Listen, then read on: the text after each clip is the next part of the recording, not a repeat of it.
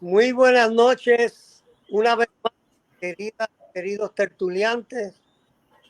Bienvenidos a la tertulia número 81, que ustedes saben, comenzamos en agosto del 2016, el tercer jueves de cada mes.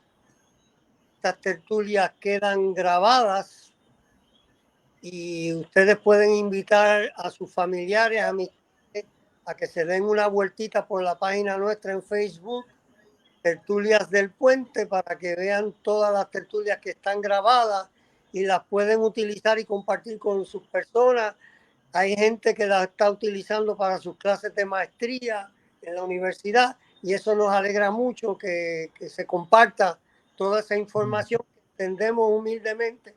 Tiene mucho valor por la calidad de los panelistas que han pasado por aquí por la tertulia. Obviamente la última tertulia del año 2023, así que les deseamos, comenzamos con unas felicidades a todas, a todos y a todos ustedes, y que su familia y sus amistades pasen una Navidad de alegría, felicidad, de mucha riqueza y reflexión y compromiso, renovación de compromiso para el 2024 con los valores importantes en nuestras vidas. La tertulia de hoy se llama Puerto Rico y Palestina, hermanos por la Navidad. Entendemos la importancia de esta tertulia dado la situación que podemos catalogar de desesperante ante el genocidio por parte del gobierno sionista de Israel, política de genocidio, de limpieza étnica, de colonización, de ocupación y desplazamiento del pueblo palestino de sus tierras, una política que está enmarcada en una cultura de racismo y xenofobia. Los mismos, muchos sectores del pueblo judío en Israel y a nivel mundial rechazan y condenan. Y lo pueden buscar en internet, todos esos sectores como los judíos ortodoxos, que no reconocen el Estado de Israel y que apoyan al pueblo palestino. Y también hay lugares en internet de la lucha palestina que pueden buscar también información. Y muchos académicos de gran prestigio israelitas y en Estados Unidos judíos, académicos en Estados Unidos, también en Europa, condenan esta política genocida de limpieza étnica, violencia y asesinatos. En esta época navideña, pues nosotros en Puerto Rico tenemos una rica tradición navideña y la hermandad parte de la realidad de que la primera Navidad se celebró en Belén, en Palestina. Así que ese es un hilo conductor con la realidad de la celebración y tan significativa que es la Navidad para nosotros y nosotras los puertorriqueños. Para el desarrollo de esta tertulia contamos con el doctor Guillermo Ramírez Muñoz, quien es profesor emérito del Seminario Evangélico de Puerto Rico y en donde ha sido profesor de Biblia hebrea y del idioma hebreo. Así que, doctor Ramírez Muñoz, le agradecemos infinitamente su disponibilidad a compartir su pensamiento con relación a este tema de la hermandad a través de la Navidad de Puerto Rico y Palestina. Le damos la bienvenida y tiene usted la palabra. Bienvenido. Buenas noches.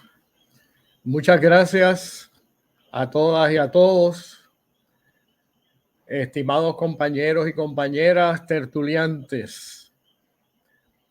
Para mí es un honor y un placer ser invitado por el compañero Salvador Cruz Elías para dialogar junto a ustedes sobre el sentido de la Navidad, enfrentando la trágica situación que viven los hermanos y hermanas palestinos en la Franja de Gaza y también al norte en Cisjordania, y los hermanos y hermanas también de Puerto Rico en esta Navidad 2023. Brevemente voy a leer lo que tengo, pero en el proceso ustedes pueden escribir las preguntas que tengan, y después al final, en toda confianza, me hacen las preguntas que deseen, ¿verdad? Y quisiera comenzar diciendo que nuestro acervo cultural histórico, la Navidad tiene varias perspectivas y matices. El relato de la Navidad nos habla de crisis, pero también nos habla de esperanzas.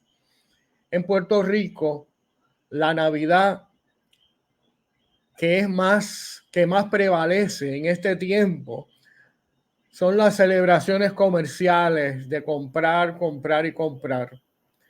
Las luces que prenden y apagan, la música de radio, televisión y prensa. Lo que yo llamo una Navidad light, que le presta mucha atención al contexto, que le presta poca atención al contexto histórico y social que tuvo la primera Navidad histórica. Con todo respeto, en nuestras ricas tradiciones culturales puertorriqueñas, la pasada semana yo tuve la oportunidad de ir al Colegio de Ingenieros, donde los trovadores, una actividad de los trovadores auspiciada por Decimanía, participó Mapellé, Chabela y un sinnúmero de otros trovadores puertorriqueños y fuera de Puerto Rico. Y eso fue un banquete de música con contenido, con alegría, donde uno participaba y aprendían unos de los otros. Eso es por un lado de una Navidad. Pero hay otros matices, la Navidad que también se cultiva pobremente en esas tradiciones, que prevalece más el jolgorio y el huepa, huepa, huepa, que toma un lugar en el comercio bien superficial. Y no es que no estemos alegres, la alegría es parte de esa Navidad, de esa esperanza, pero cuando se reduce meramente a esas expresiones que ya no dicen nada, pues realmente es pobre y lamentable. En estos tiempos la Navidad se destaca en las celebraciones de lo que yo llamo también el templo de Mamón o los centros comerciales. Uno llega a un centro comercial y eso es Navidades, presentan a Santa Claus, presentan otros figuras de la Navidad, sobre todo en el Polo Norte y en estados del norte, pero realmente se habla bien poco y se explora poco. Se reduce mayormente a un consumismo para comprar artículos, y de esa manera parece que nos sentimos con más valor.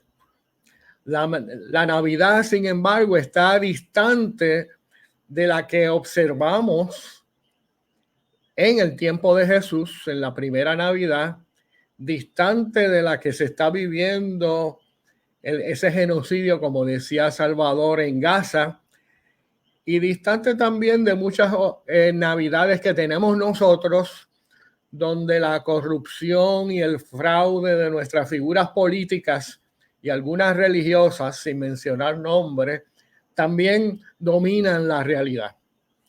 Esa es la Navidad que cuando termina nos deja endeudados, confundidos, deprimidos, con muy pocas energías y esperanzas para transformar la realidad que vivimos, la realidad social que vivimos.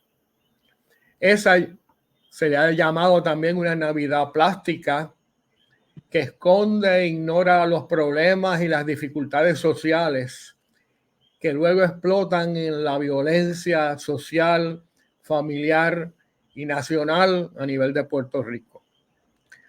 la Navidad que los intereses económicos también, que son los que dominan, nos ha robado, porque para ellos es hacer un tipo de actividad, entender la Navidad como solamente comprar y comprar regalos para los niños, aún hasta muchos juguetes de violencia, y ahí termina todo. La Navidad que yo quiero invitarlos a reflexionar y cultivar y celebrar es una Navidad diferente, profundamente diferente. Fue una Navidad que provocó liberación en todos los sentidos y dimensiones personales y comunitarias del tiempo de Jesús, y lo debe hacer en nuestro tiempo. Por otro lado, fue una Navidad, un periodo que rechazó los intereses de los mercados, del capital, donde todo se reduce al nivel individual, un individualismo y la explotación del tiempo en tomar, en beber, en saltar, pero poca expresión de solidaridad, de amor, de perdón, de entendimiento. Interesantemente, todos los que la vieron, la Navidad que dio origen a todas las demás Navidades, nunca supieron que estaban experimentando aquella primera Navidad. Allí no había pasteles, ni había lechón, ni había arroz con gandules, ni guineitos, que es muy bueno. Eso no es que no lo estoy criticando, eso es sabroso, pero estaba distante de aquella Navidad primera que lograba los propósitos del Dios de solidaridad, ¿verdad? Yo creo que aquella Navidad, primera Navidad, sin embargo, fue un corre-corre, pero no por estar en las tiendas, sino porque José y María no encontraban un lugar propicio, adecuado, para que pudieran tener y dar espacio para cuidar al niño recién nacido. Aquella primera Navidad sí fue un corre-corre, no porque estaban de tienda en tienda, sino porque se percataron muy tempranamente que César Augusto y Herodes entendieron que se trataba de una amenaza a su poder. Y en ese sentido, la Navidad trastoca muchas visiones que han prevalecido en nuestro tiempo. La Navidad nos crea conflictos en muchos estilos de vida que nosotros hemos llevado y que le hemos dado un barniz de religión o de amor, pero realmente es bien superficial. Así pasa hoy día. Los Augustos Césares y los Herodes y religiosos también quieren mantenernos ignorantes sobre la verdadera Navidad. Algunos medios de comunicación de hoy en Palestina nos informan que los negocios y la actividad económica de la región está cerrada, está deprimida. Irónica y tristemente, hoy los Herodes, están, pero haciendo los bombardeos, haciendo el genocidio dirigido por el fanático y desajustado Benjamín Netanyahu, como anticipó algo Salvador. Los pocos medios de la región, ahora me refiero en Cisjordania, al norte, mayormente Gaza está al sur, ¿verdad? Pero Cisjordania está al norte. Ambas son lugares donde los palestinos están presos y, como se dice, con un techo que es el cielo, ¿verdad? Pero para aún moverse entre ellos en esos lugares, tienen que pedir permiso. A veces ni les permiten salir del lugar donde están. Pues como les decía, En Cisjordania ya se ha anunciado que el tradicional desfile de bandas de música que se hacía el 24 de diciembre, que era acompañado por el patriarca latino de Jerusalén, el cardenal Pierbattista Pisalba, este año está cancelado. La actividad será mayormente una penitencia, sin instrumentos, sin colores. Será un recorrido solemne para rezar, para orar. Se anuncia también que en Cisjordania las celebraciones de Navidad se han cancelado este año completamente. Todo es luto por la guerra en la Franja de Gaza y Cisjordania, y se estima que han muerto unos 18,000 palestinos. Esa es una de las últimas cifras que recogí por el internet, pero yo estoy seguro que si tan pronto busquemos nuevamente, esa cifra va cambiando tristemente. Tristemente, yo dije 18,000, pero va incluyendo niños, adultos mayores, hombres y mujeres, y personas de la edad adulta. Ahora podemos empezar a profundizar un poco en la Navidad en Gaza. Los intereses del Estado moderno de Israel, como decía Salvador, son la limpieza étnica. No es parar a Hamás, no es sacar a Hamás, sino es la limpieza étnica del pueblo palestino y el racismo de apartheid. La Navidad en Gaza y Cisjordania es una Navidad que los medios de desinformación no desean que conozcamos, ni describamos, ni conozcamos Gaza, ni en Puerto Rico. Aquella fue la Navidad que se celebró en una aldea pobre llamada Belén. Belén en hebreo viene de dos palabras, Beth Lehem. Beth en hebreo es casa. Casa Lehem, pan, la casa del pan, la casa del alimento. ¿Se imaginan ustedes con todas esas fotos y videos que vemos? Ese Belén, sobre todo en Gaza, está bien lejos de ser las casas del pan, bien lejos de ser el lugar donde Dios provee alimento para la comunidad, para todos.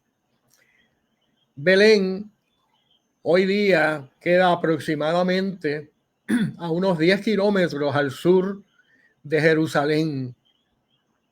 Aquella Navidad, desde el punto de vista bíblico-teológico, fue y sigue siendo un escándalo, y quiero enfatizar, era un escándalo para los poderosos políticos y religiosos. ¿Por qué fue un escándalo para esos grupos? Porque que Dios se encarnara, se humanara en una vida frágil, tierna, en una vida solidaria, en los más empobrecidos o con los más empobrecidos, era una contradicción. Los reyes estaban distantes, los religiosos también, y la gente no se solidarizaba porque eso era expresar como si fueran menos. Y en este caso, la esencia de la Navidad es un acercamiento, es un Emmanuel, con nosotros el Dios. Aquella Navidad, lamentablemente, hoy día la desconocemos, y sin embargo fue la esencia de la primera Navidad. Dios humano, Dios nos vino a ver, a liberar, que es sinónimo de salvar. La salvación en hebreo es también liberación. Incluye todo, no es solamente un aspecto espiritual como a veces lo hemos reducido, sino que salvación incluye la totalidad del ser humano. De forma que Dios se encarnó no en un palacio, porque fue en Belén, no en un lugar lujoso, sino en un pesebre. Y para aquel tiempo las investigaciones de arqueología reflejan más que eso pudo haber sido cerca a un tipo de cueva.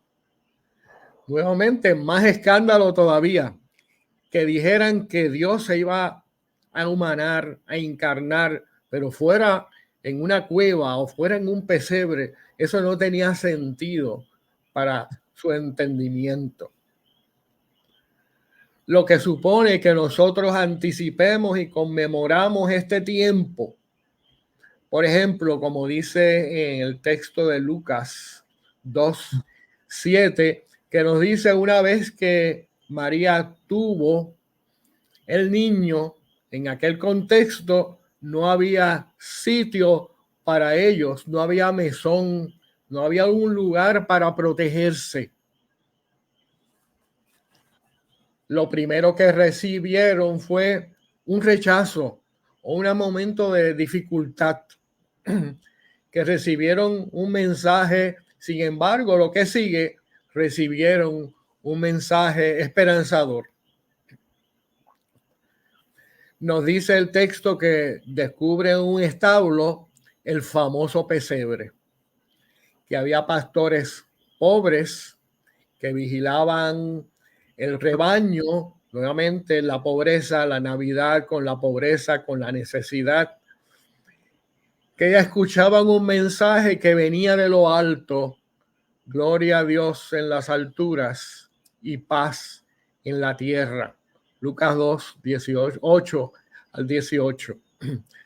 Así es la vida. Hay mensajes difíciles, problemáticos, cuando no hay mesones, donde no hay espacios para que se pueda desarrollar la vida tierna y frágil. Sin embargo, la última palabra no es una palabra negativa de violencia, sino es una palabra de esperanza. Gloria a Dios en las alturas y paz en la tierra. Cuán pertinente y necesario es que nosotros podamos entender ese mensaje para la Gaza, el lugar de Gaza en el día de hoy, en Cisjordania y en Puerto Rico. En el hermoso y radical Cántico de María se describe también la experiencia de María de la siguiente forma: y en su misericordia, y su misericordia es de generación en generación. El aspecto no es individual, el aspecto es comunitario. A los que le temen, Dios hizo proezas con su brazo. ¿Y en qué consistieron esas proezas? Esparció a los soberbios en su pensamiento de sus corazones, en el pensamiento de sus corazones. Quitó de los tronos a los poderosos y exaltó a los humildes. A los hambrientos colmó de bienes y a los ricos envió vacíos. Ese mensaje es radical, toda una realidad diferente. Como yo digo, esto no es un mero masajito al corazón, ni fue un cántico para que todo el mundo se sintiera bien. Esparció a los soberbios, quitó de los tronos a los poderosos y exaltó a los humildes. Ese es el origen de la Navidad. Ese es el mensaje cuando Dios se encarna, ¿verdad? Algunos nos podrán decir hoy día, pero eso es un mensaje político. Pues sí, fue un mensaje político, pero estaba dirigido para ayudar a los más necesitados. Estaba dirigido a ayudar a los que necesitaban y que debían a otros que los pudieran ayudar. Uno diría, ¿y los ricos qué tienen? Pues los ricos tienen la responsabilidad de compartir con los que le han quitado lo que a ellos merecen también. Exaltó a los humildes. La Navidad fue conflictos. La Navidad fue escándalo para los poderosos y los ricos, pero también fue un gran reto y bendición para el pueblo que eventualmente siguió a Jesús.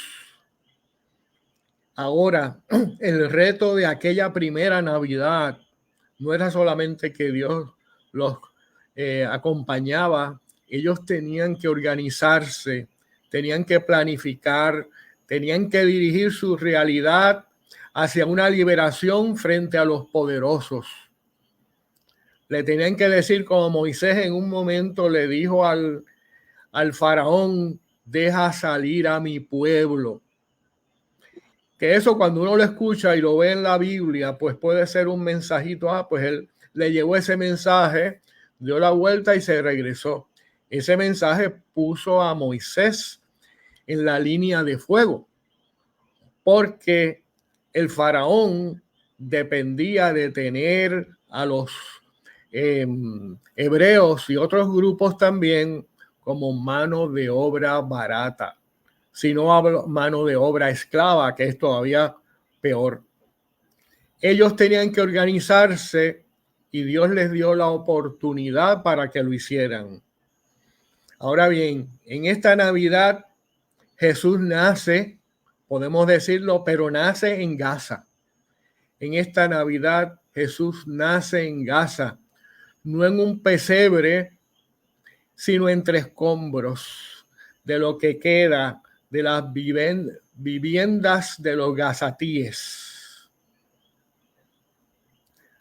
No nace rodeado de animales en el pesebre, sino rodeado de bombas detonadas, balas de fusiles disparadas en contra del pueblo civil, disparos por minuto. Algunos dicen que tienen armas que pueden tirar 950 disparos por minuto.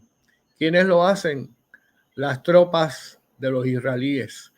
Cuando uno mira, y yo he escuchado muchos videos entrevistando a esos tropas de israelíes, son muchachos bien jóvenes y muchachas que ellos no pudieron ver desde los orígenes de la creación del pueblo, del Estado moderno de Israel. Y todo lo que ellos ven es en los palestinos violencia, pero no ven la violencia de ellos. No ven la violencia que hizo Inglaterra, Estados Unidos, Europa, a través de la Declaración Balfour, que dividieron esa región, y a los palestinos los fueron sacando y le dieron la mayor parte del beneficio, eventualmente, a los judíos hebreos. Y como bien se dijo ahorita, sionistas, que es la parte más contradictoria de ese estado. Ahora, ante la pregunta, ¿cómo celebrar la Navidad que sea fiel a la historia y a los propósitos teológicos que demuestra el texto bíblico, que se habla de solidaridad con el pueblo palestino? ¿Cómo celebrar la Navidad ante tanto sufrimiento e injusticia, ante tantos vejámenes de sectores del poder del Estado genocida de Israel? Pero también, como ya dije, de los Estados Unidos. Apenas en esta semana pasada, las Naciones Unidas emiten una resolución para que se declare que paren la guerra. ¿Y quién fue el que se opuso a esa resolución?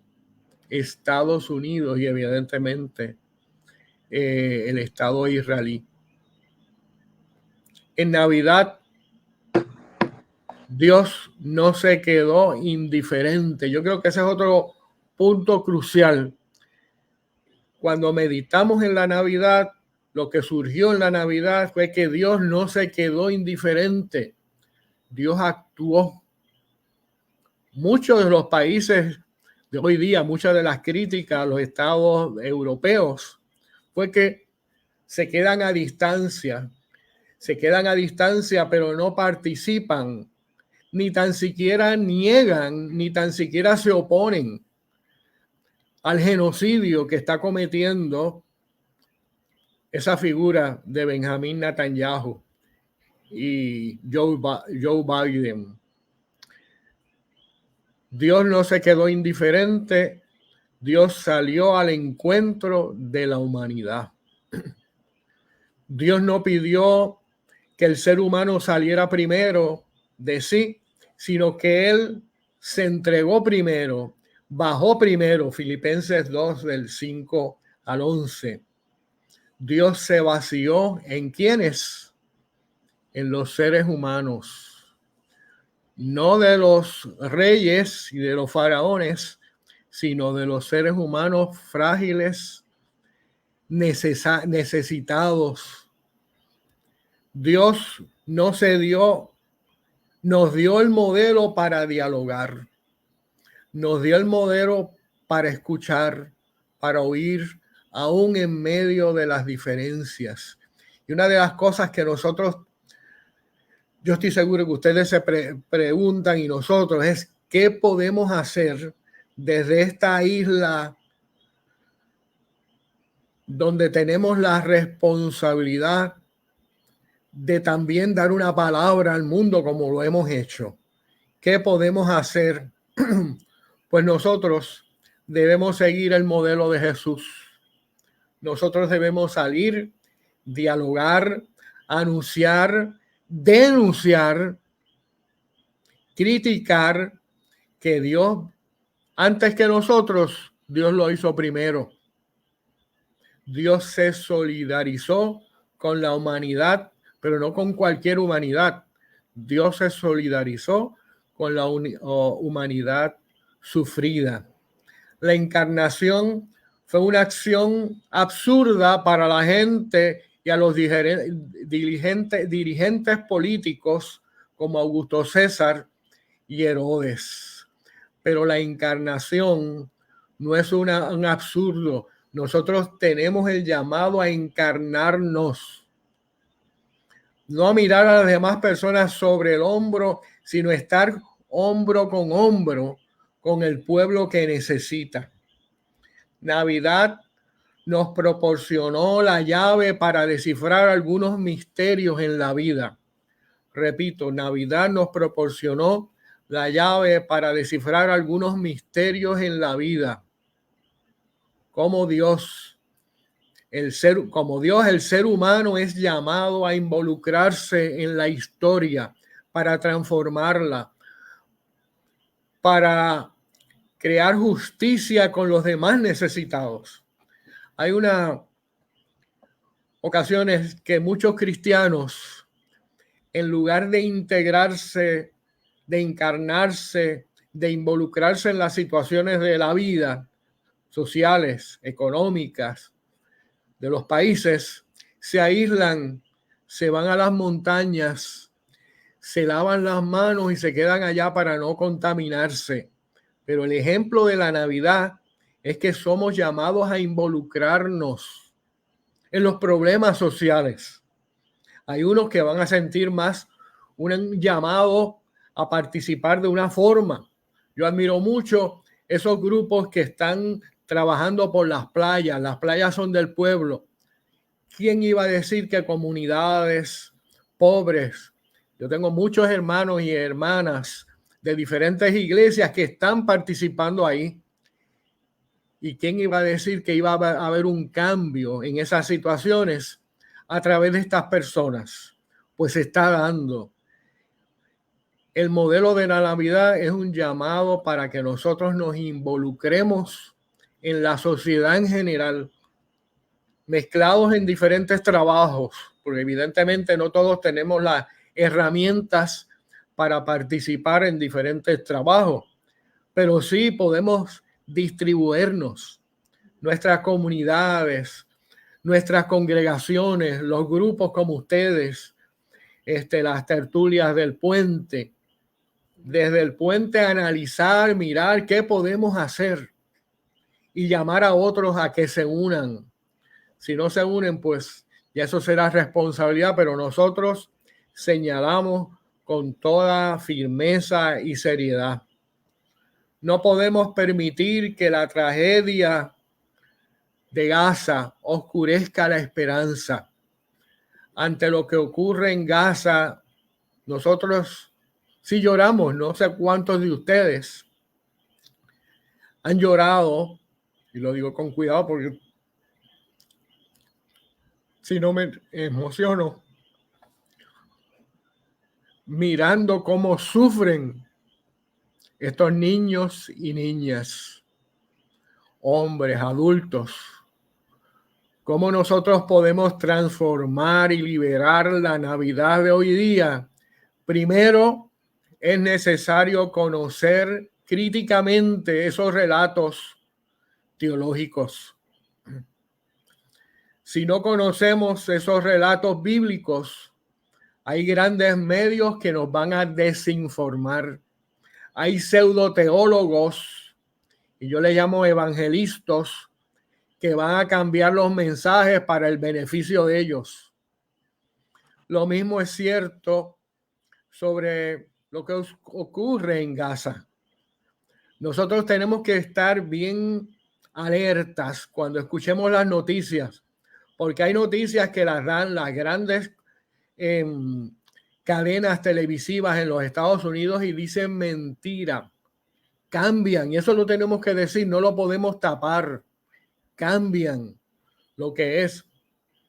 Y eso es lo único que tenemos. Y cuando miramos a lo que nos dicen de Hamas, pues ellos son los únicos y los más malos, ¿verdad?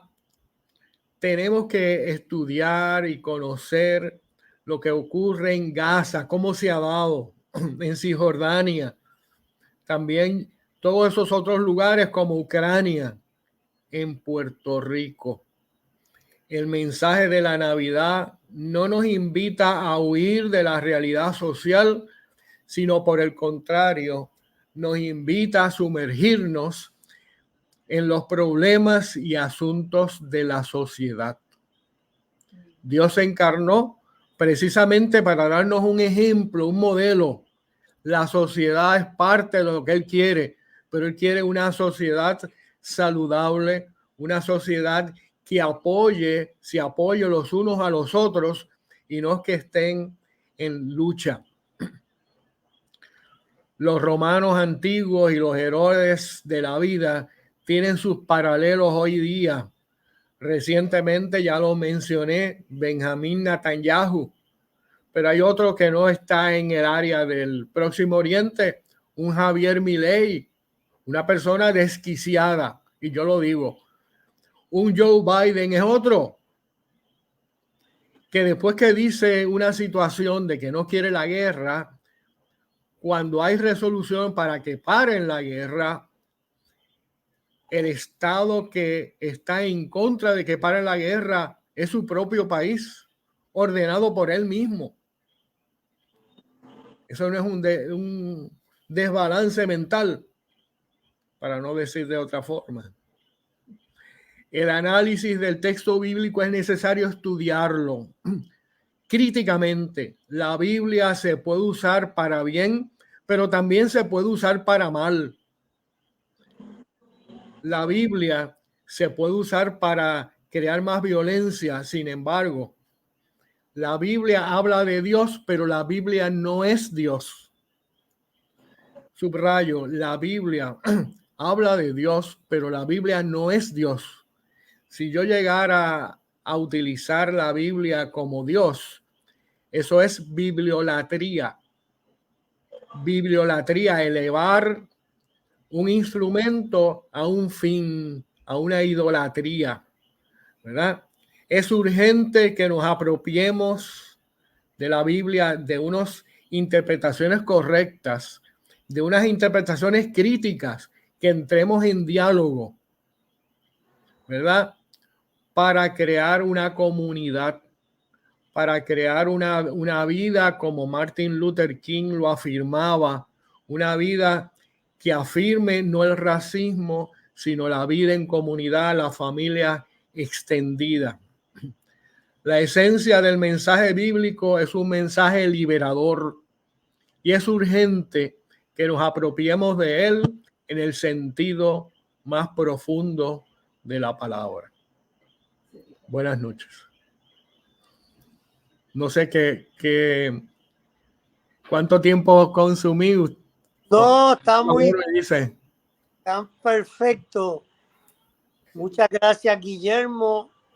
La verdad que ese es un mensaje de alta moral, de alta ética, de complejidad, de profundidad, de visión estratégica, de visión histórica, ¿verdad? De la secuencia histórica, de cómo en el tiempo de la historia se vincula aquella primera Navidad a lo largo de los tiempos con esta realidad actual nuestra, y su validez en los mensajes éticos y moral y cristianos que promueve, de liberación y de justicia y de igualdad y de equidad.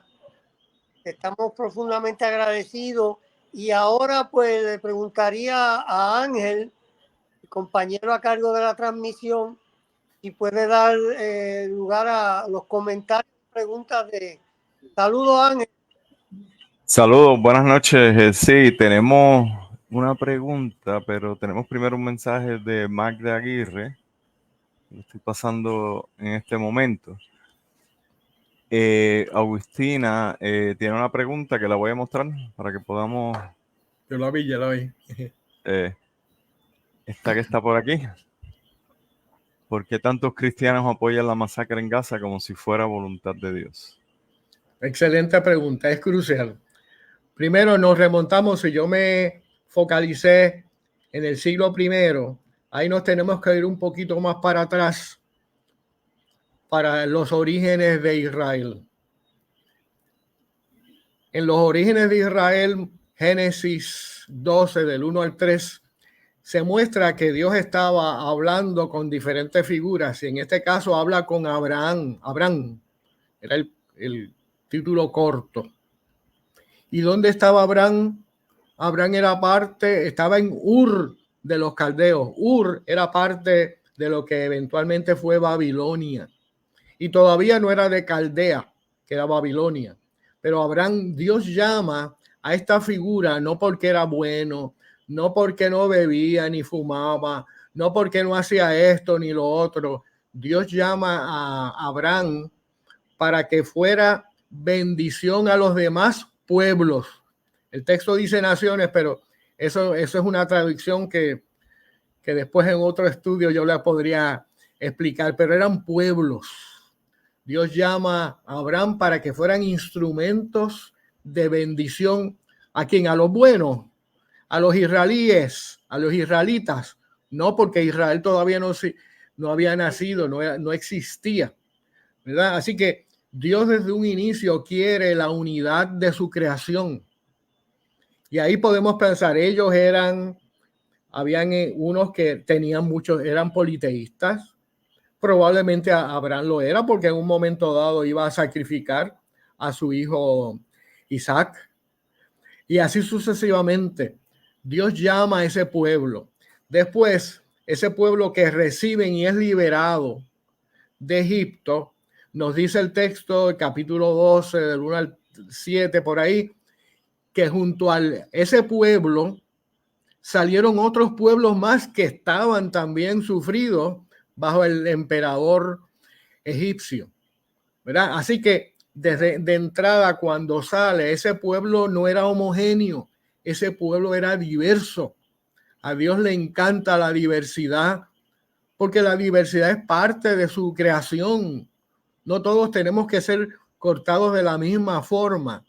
Ahora, en un momento dado, como pregunta Agustina, ¿por qué hay tantos grupos de cristianos que apoyan las masacres? Porque en un momento dado, primero, antes que eso, perdón, que es otro elemento más fuerte, Israel nunca tuvo cheque en blanco para hacer lo que quisiera. Los profetas de Israel le estuvieron denunciando tanto en el reino del norte como en el reino del sur las barbaridades que cometía el pueblo de Israel. Así que nunca, más adelante, se sabe que después de la declaración Balfour hubo grupos que le llaman hoy día evangelicals dentro de unos sectores protestantes, también en Estados Unidos, que tenían una teología dispensacionalista. Para ese tiempo, la Biblia Scofield, esta es una figura bien reconocida dentro de estos grupos de pentecostales y evangélicos, que creía en la división por se me escapa el nombre, dispensaciones. Y esa interpretación la fueron entendiendo, la fueron integrando al punto que después entendieron que Israel no se podía criticar. Pero eso estaba en su teología. Por eso le dije al final que era necesario que nosotros estudiáramos con profundidad la Biblia críticamente, sin tener temor. Yo levanto preguntas y yo no ofendo a Dios. Por el contrario, yo ofendo a Dios y me quedo con todo eso como si Dios se cayera. Y en ese sentido, hay una gran cantidad de cristianos que creen que el pueblo de Israel es el único pueblo y que ningún otro pueblo puede existir. Y hay que aceptarlo. Y ahí viene el choque, ¿verdad? Bueno, aquí en Puerto Rico yo no he escuchado nada de eso, pero sé que en Estados Unidos han dejado personas sin trabajo, han dejado periodistas, han sacado figuras en la televisión simple y sencillamente porque han hecho las preguntas correctas y han dicho lo que está haciendo el Estado moderno de Israel es un genocidio. Y yo quisiera, y con esto termino, un comentario. Cuando nosotros nos referimos a los pueblos de Israel en tiempos bíblicos, se le llama israelitas. Cuando yo me refiero a los hebreos del Estado moderno del 48 para acá, se les llama israelíes. No son los mismos, ¿verdad? Comenté la pregunta, Agustina. Hubo otra más que había visto antes. Sí, tengo por aquí otra también. La próxima que le sigue es de Iris. Iris de la Rosa. Sí, Iris de la Rosa. Yo creo que básicamente la contestaste también, ¿verdad? Con lo que estabas comentando. El Israel, pero ahí, sí. Para sentirse mejor, el Israel, Estado moderno de Israel, no es el Israel bíblico. Eso no significa que no vale. Es un Estado que trazó sus raíces al Israel bíblico, pero es un Estado que ya, como vemos con la figura de Netanyahu, está bien distante. Es solamente que se ha apropiado de esa herencia para decir nosotros somos los mismos y tenemos derecho a todo esto, ¿verdad? El relato que siempre se dice, que se dice en muchas de nuestras iglesias, si viniera ahora un grupo de taínos a Puerto Rico, llegara un grupo de taínos y dijera, pues aquí nosotros estábamos en esta área de Cupey Bajo, porque esto es precioso y quisieran, ¿quién no le gusta esto? ¿Verdad? Y uno dice, pero estos taínos de cuándo llegaron, si vinieron de Hartford, Connecticut. Ellos no pueden saltar de allá para acá, ¿verdad? Y uno le dice, pues mira, estos sí tienen, estos no tienen. Eso es diferente a las comunidades de los pueblos originarios en Chile, Argentina, como los mapuches, que han estado toda su vida a través de la historia en ese lugar, y sin embargo son los estados modernos, los estados modernos de esos países que los quieren sacar y los quieren arrinconar en unos lugares para que ellos obtener sus riquezas, ¿verdad? Otro de los puntos importantes que por qué el Estado moderno está tan interesado en la región de Gaza, porque se sabe que hace un tiempo han descubierto minerales y sobre todo aceite y petróleo en la costa. Por asuntos económicos, lamentablemente, los asuntos económicos nos siguen dominando y para sacan, ¿verdad? Hacen la limpieza étnica completa y después eso es nuestro, ¿verdad? Otra pregunta. Sigo adelante con la próxima pregunta. Tenemos por aquí a Margarita Capo, que pregunta, creo que se refería en un momento dado que tú hablaste sobre ir a lo histórico, y de hecho hay otra pregunta de ella un poco más adelante que la voy a mostrar también. ¿Puedo ampliar en lo histórico del pueblo? Bueno, eso es riquísimo, pero nos tomaría mucho más tiempo. Nuevamente, cuando surge ese pueblo, por allá, se estima que ese pueblo se fue organizando para el siglo XIII, siglo XIV, antes de Jesucristo, ¿verdad? Ese pueblo fue adquiriendo su identidad, fue entendiendo quiénes eran. No de la noche a la mañana, no eran judíos porque el Estado de Judá no existía como tal. Eso vino a ser después del exilio. Así que se fueron organizando sobre la base de un Dios que los llamaba. Pero como decía al inicio, la característica de este Dios que los llamaba era el fomento de la comunidad, era el fomento de la igualdad entre ellos, no era la explotación.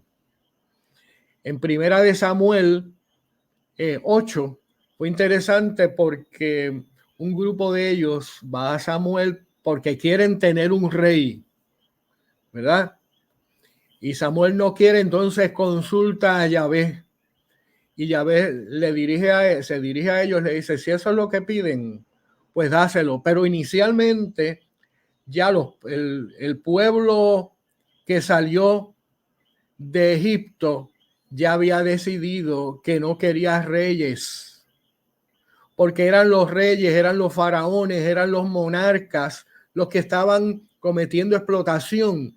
Ellos dijeron, entre nosotros va a ser diferente. Vamos a hacer mayormente, no era la palabra que usaron, pero un tipo de cooperativa, vida en comunidad.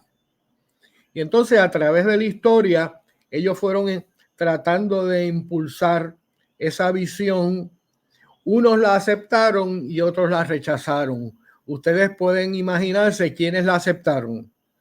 Eran muchos de los reyes, tanto del reino del norte como del reino del sur, que les convenía tener un rey, porque así ellos se apropiaban de esa riqueza. Ellos se apropiaban de ese poder y así se mantenían. Pero entonces surgen los profetas, que es interesante. Predicamos relativamente poco de los profetas porque han sido bien críticos. Las críticas que hicieron los profetas al pueblo de Israel desde el siglo IX para acá, antes de Jesucristo para acá, son las críticas que muy bien se pueden aplicar a la iglesia de hoy día, católica como protestante, como lo que sea, y a las situaciones políticas de hoy día.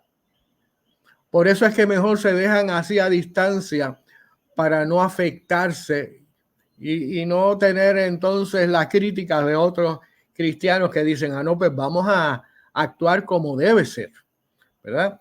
Pero ahí en toda confianza en el seminario evangélico, allá damos clases de todo esto y tenemos oportunidad para dialogar esto.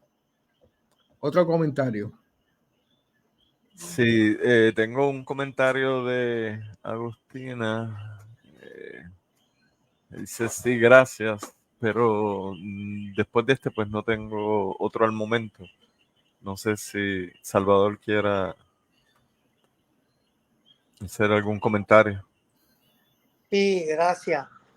Pues yo quería mencionar que hablan de los rehenes que capturó Hamas en el operativo, la captura de rehenes civiles. Y quería plantear que como los medios los dominan, los medios que conocemos corporativos, comunicación, no sale en primera plana que hace muchos años hay más de 6.000 presos palestinos en cárceles palestinas. Y eso no son rehenes, es la importancia del poder del lenguaje. ¿Cómo no son rehenes esos 6.000 palestinos y palestinas? Y de ellos, 1.000 son niños y niñas de menos de 16 años de edad. Por años y años en las cárceles del sionismo israelí. Donde se le violan todos los derechos civiles a esos niños y niñas. Correcto. Entonces eso, como no sale, los medios no lo ponen en primera plana y están entre el cuarto, quinta página, si aparece esa información por años preso, esos no son rehenes. Eso se naturaliza. Eso es como si el gobierno sionista de Israel está por encima del derecho internacional. Cierto. De su fundación en el 1948 viola el derecho internacional. Correcto, Y en correcto. 1948 se suponía en las Naciones Unidas que se crearan, la resolución es que se crearan dos estados, un estado palestino y un estado de Israel. Pero solamente, y entonces le daban más del 50% a los israelitas que estaban allí ya, que habían invadido, comenzando a invadir desde la política sionista a principios de la década del 1920. Habían estado emigrando hacia Israel desde Europa y con el apoyo del acuerdo que hicieron los sionistas con el nazismo, con Hitler.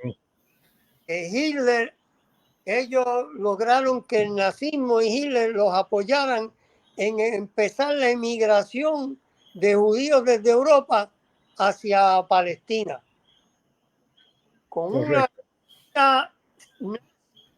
en contubernio con el sionismo, la corriente sionista de migración de ir desplazando al pueblo palestino de sus tierras.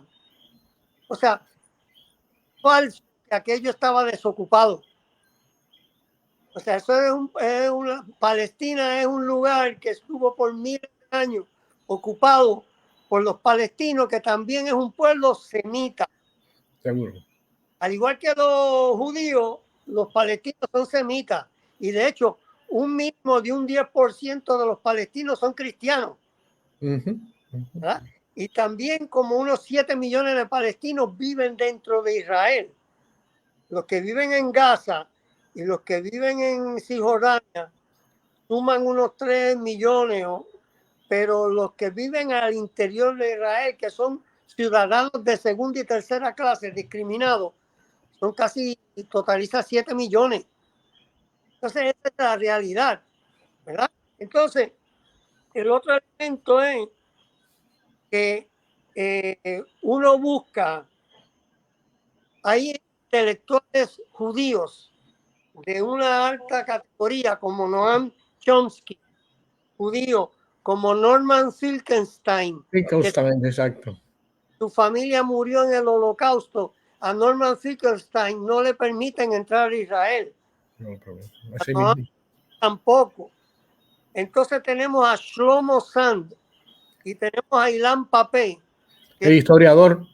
historiador israelita, de Tel Aviv, que cuestionan toda esa historia que tú acabas de detallar, esos mitos que tú acabas de desinflar. Y ellos, con la rigurosidad académica, han escrito sobre eso y busquen sus nombres, sus libros. Shlomo Sand, Shlomo Ilan Pappé, IlanPappe. Se tuvieron que ir de Israel. Seguro. Lo fueron. Está el periodista. Sí. Salvador, está el periodista. Con el permiso, tengo un comentario. Lo voy a mostrar. Ajá. En el pantalla. ¿Cómo no?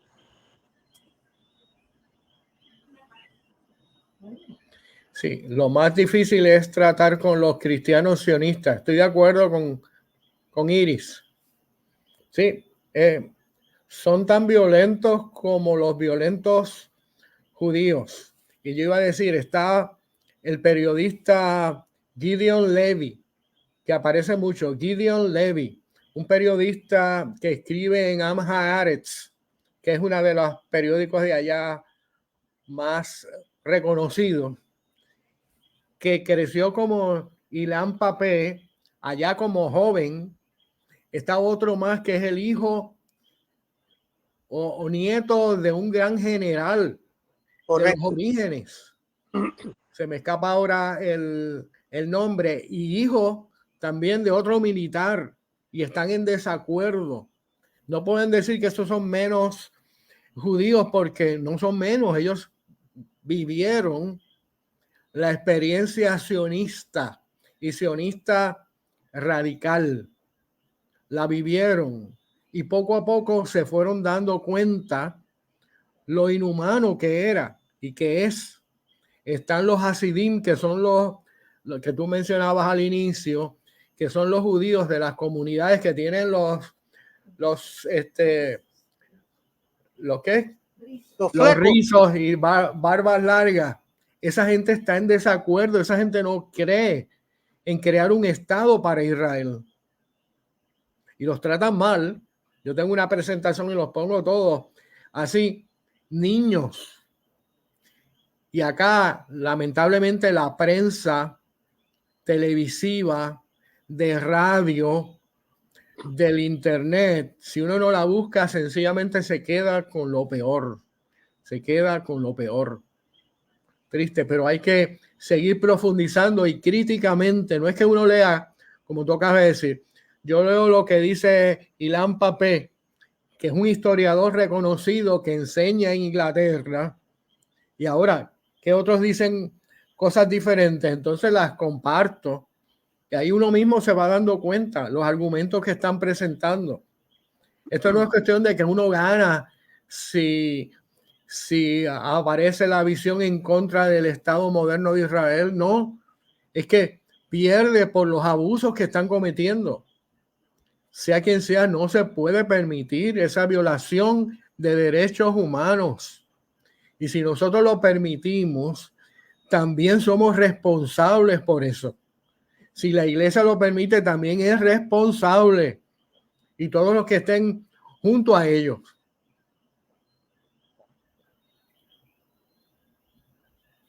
Ángel, ¿hay otro comentario? Tengo, sí, un comentario de misma Iris, que dice que sí, está de acuerdo con el comentario del profesor. Hay un elemento bien importante en el sentido de cuando yo escuchaba a Guillermo hablar de la Navidad puertorriqueña y de la primera Navidad, hay unos adjetivos, la belleza de los adjetivos, ¿verdad? Del idioma y sobre todo del idioma español nuestro.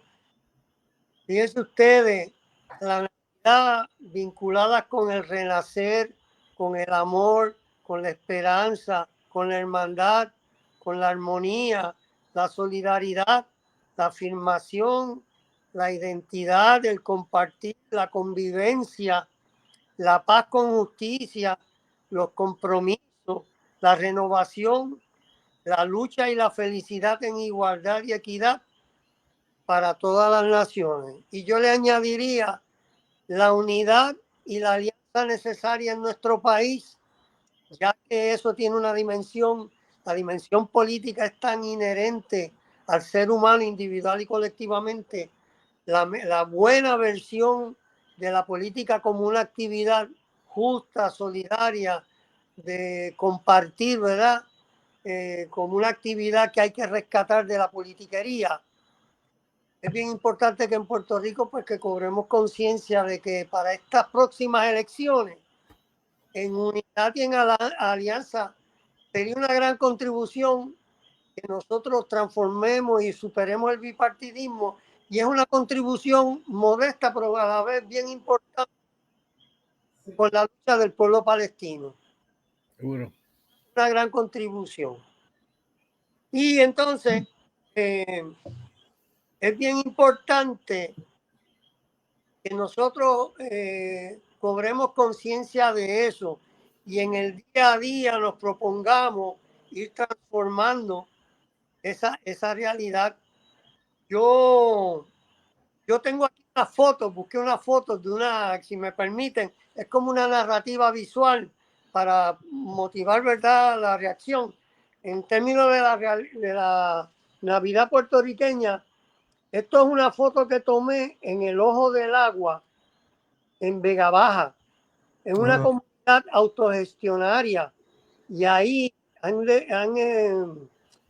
han decorado con una belleza extraordinaria el Ojo del Agua, que es un área que les invito a que vayan.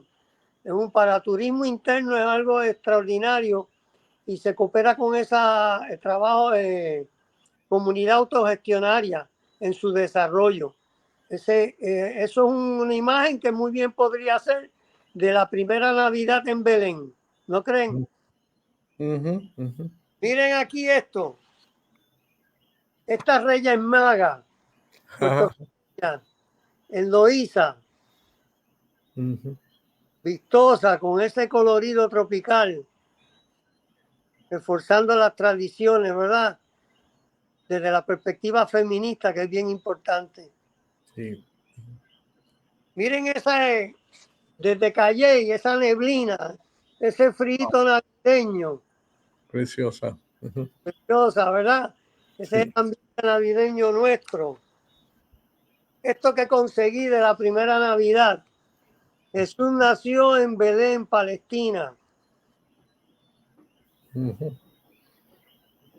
Aquí el compañero Quique Estrada, caricaturista, que hace una bandera hermosa de Palestina, pero con los bebés asesinados. Todos miles de bebés sacrificados en aras del racismo, la xenofobia, el colonialismo, la explotación. Y esto es una foto del National Geographic de 1947, que ahí lo que dice es Palestina. Exacto. Geográfica de 1947, ahí no dice Israel, ahí dice Palestina, ¿verdad? ¿Y cuál ha sido esa realidad cambiante esto es una imagen gráfica de lo que es racismo, xenofobia, desplazamiento, ocupación, coloniaje, limpieza étnica y genocidio. Sí. El Palestina inicial y cómo ha ido cambiando por la política de colonialismo, ocupación y genocidio, tanto donde decía Guillermo, Gaza, voy a ponerlo aquí, como en Cisjordania. Miren cómo han fragmentado Cisjordania.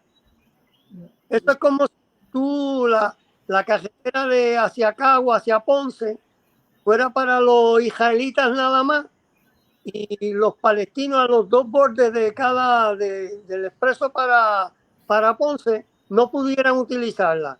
Sí, no, es una cosa Bárbara, en ese proceso,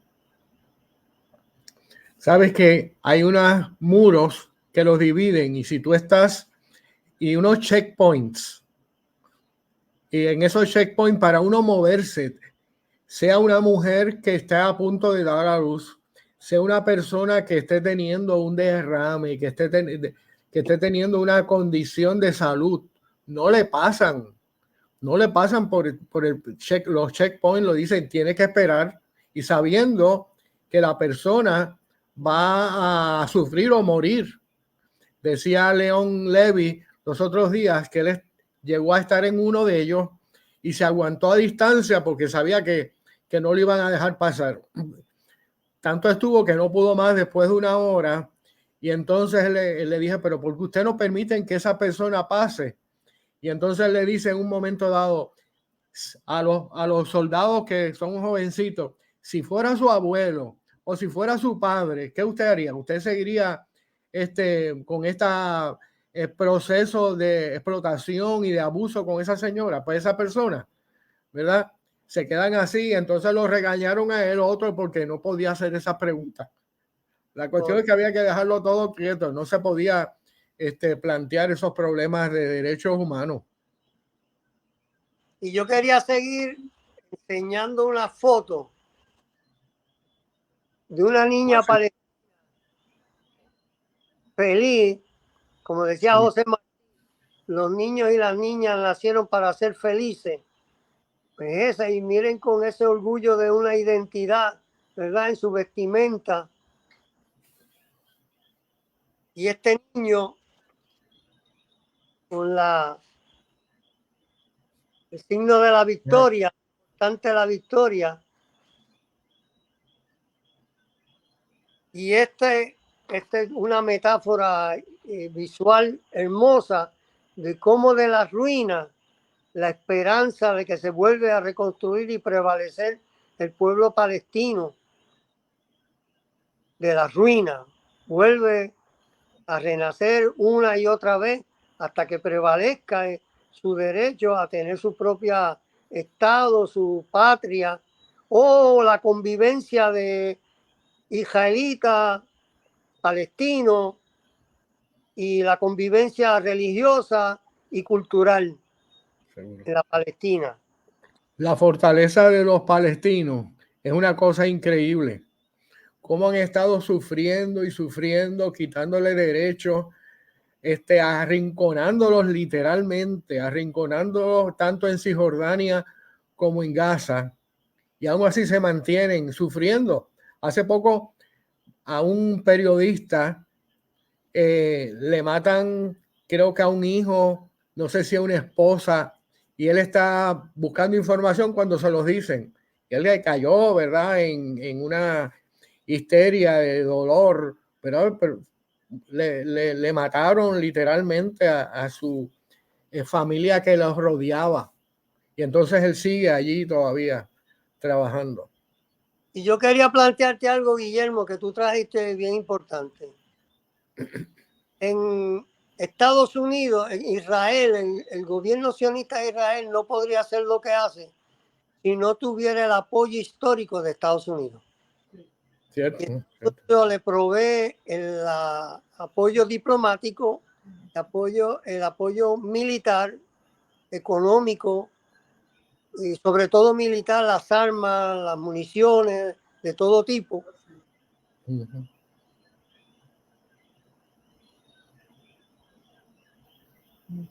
Se congeló la imagen de eso. Parecería que no. Sí, que... Sí, yo creo que... Yo quería decir, sí, por esa misma línea, en lo que él se activa. Sí, adelante. Se sabe que Israel, aparte de todo ese interés en Gaza y en Cisjordania, se sabe que Israel está probando armas, porque Israel está entre los 10 países más armados y que fabrican armamentos. Y se sabe que muchos de los armamentos que ellos venden y se los vendían antes de estar antes de estar el nuevo presidente de Petro. Se los venden a Colombia y se los venden a varios países en América Latina.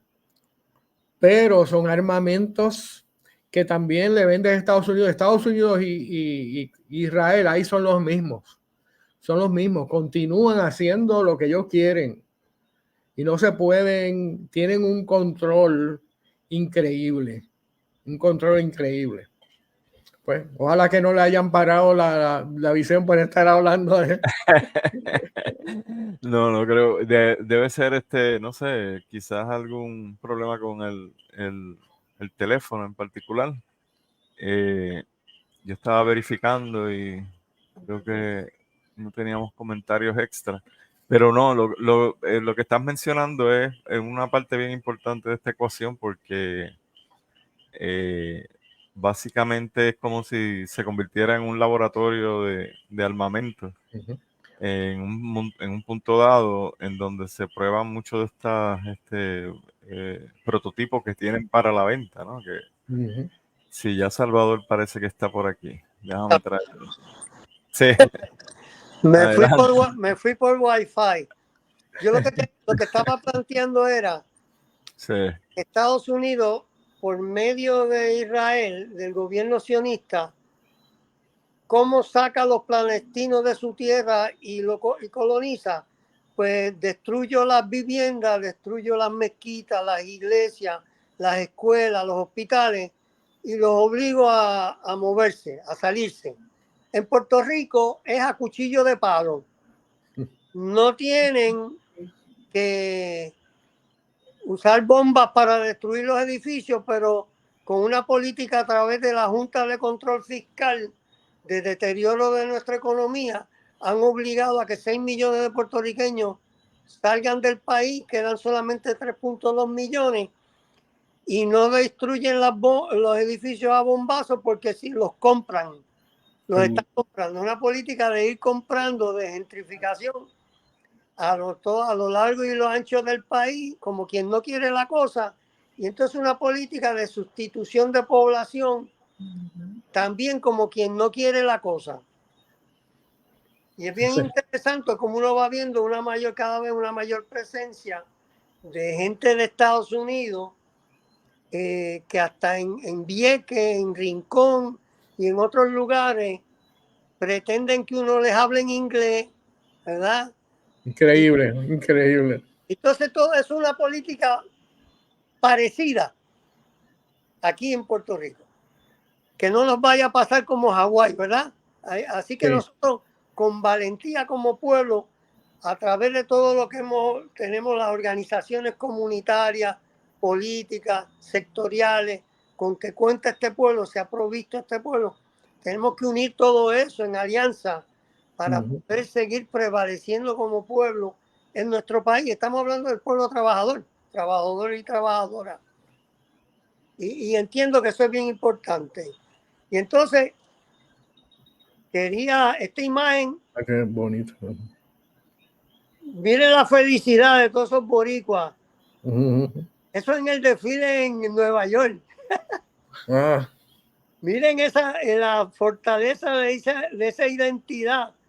Y son gente trabajadora boricua, orgullosa de su identidad nacional como pueblo trabajador. Y entonces, otra cosa que yo quería antes de verdad que darle la palabra a Guillermo o cualquier otro compatriota o amigo o amiga que esté conectada.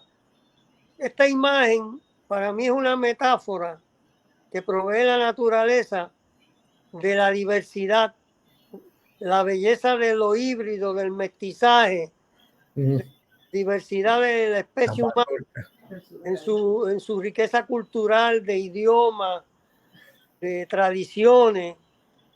Esa diversidad hay que protegerla y promoverla, y esa diversidad que logre en paz y justicia una convivencia de felicidad y certeza y gratitud por la vida y de esperanza.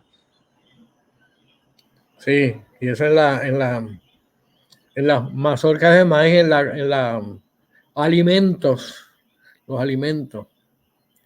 Y mira, para seguir, porque es que hay tantos textos bíblicos que bien interpretados apoyan lo mismo. En Génesis, el capítulo 10, habla de las diferentes naciones que se van moviendo y Dios les da oportunidad para que se muevan. La diversidad es aceptada por Dios. Luego el capítulo 11, vienen unos jaivas de ellos, del pueblo, y dice, no, vamos a hacernos todos igual, vamos a hablar el mismo idioma, vamos a cortarnos todos de la misma forma para estar mejores. Sin embargo, es el Dios el que interviene con el idioma y los separa, porque Dios no quiere que todos estemos cortados de la misma forma. Lo que desde bien temprano, ahí no estaba nada de esto que estamos viviendo, desde bien temprano, Dios quiere que haya diversidad en todos los sentidos. Diversidad de su forma, de su lenguaje, de cómo ven a Dios. Se aceptaba la diversidad. Solamente es el pueblo, una vez que uno tiene poder, mantiene el poder siempre y cuando estén todos de la misma forma, y así los mantiene derechitos, pero es a un precio bien alto, es a un precio de deshumanizarnos, ¿verdad? Correcto. De no homogeneizarnos. Exacto. De que no prevalezca la hegemonía. Sí. Eso es fundamental en reconocerlo. Seguro. ¿Hay algún otro comentario, Ángel? No tenemos en este momento algún otro comentario. Lo último fue el de Agustina. Sí, yo creo que estamos acercándonos a la hora, ¿verdad? De finalizar la transmisión, pero ha sido sumamente interesante todo el detalle de la parte histórica, de cómo se puede establecer, ¿verdad? Que hay una disputa por un territorio en donde el pueblo originario, pues, ha sido desplazado, ¿verdad? Lo que hemos estado hablando, el comentario de lo que es genocidio, ¿no? La definición de genocidio, y cómo en esa gráfica que tú mostraste, pues se ve que cada vez el pueblo palestino es más pequeño, el área del pueblo palestino. Por lo tanto, definitivamente todo lo que define el genocidio. La diferencia es que en muchas ocasiones, pues uno ha oído de esto en otros lugares de la historia, y muchas veces uno se preguntaba qué estaba haciendo la gente en ese momento. Por ejemplo, cuando hubo el genocidio de los nazis por los propios israelíes, ¿dónde estaba la gente en ese momento? Pues esa es la pregunta que quizá debemos hacernos ahora. ¿Qué está pasando en este momento? Que no los defendieron. Es correcto. Aquí mi esposa me dice que aclara un poco lo de sionismo, y es importante porque el término Sión es un nombre bien antiguo para el monte donde se encontraba, donde se vino a encontrar el pueblo, la ciudad de Jerusalén. Eso era Sión. Pero después, a fines del siglo XIX, Theodor Herzl, el famoso, uno de los líderes de Israel, empezó a desarrollar esa idea y empezaron a dividirse diferentes versiones de sionismo. Había una versión de sionismo que era bien cooperativista, que era socialista, que buscaba, por ejemplo, los kibbutz, que son esas comunidades que yo he estado, y la gente vivía ahí en comunidad y se ayudaba. Poco a poco, en la medida que iban teniendo nuevamente fuerza, todo eso se fue dirigiendo hacia una visión de nosotros somos los únicos.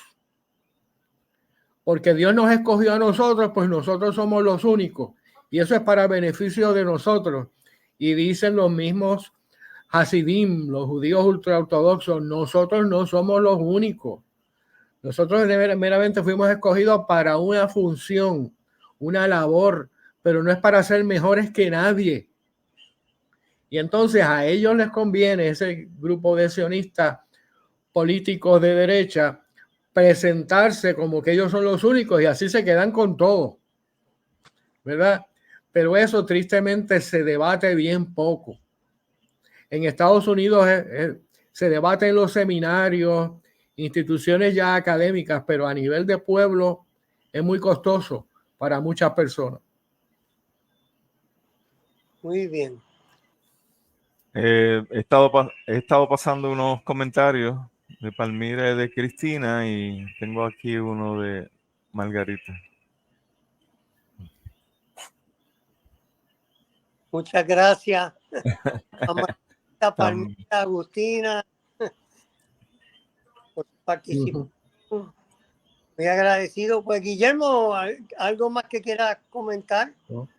Que estamos a las órdenes y esto es para largo porque si no se para este genocidio, esto va a ser peor.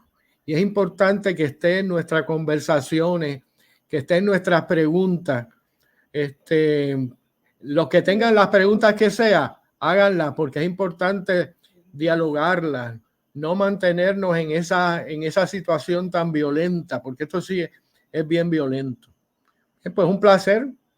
Estamos a las órdenes. Muchas gracias, Guillermo. Sí. Esta es la última tertulia del año.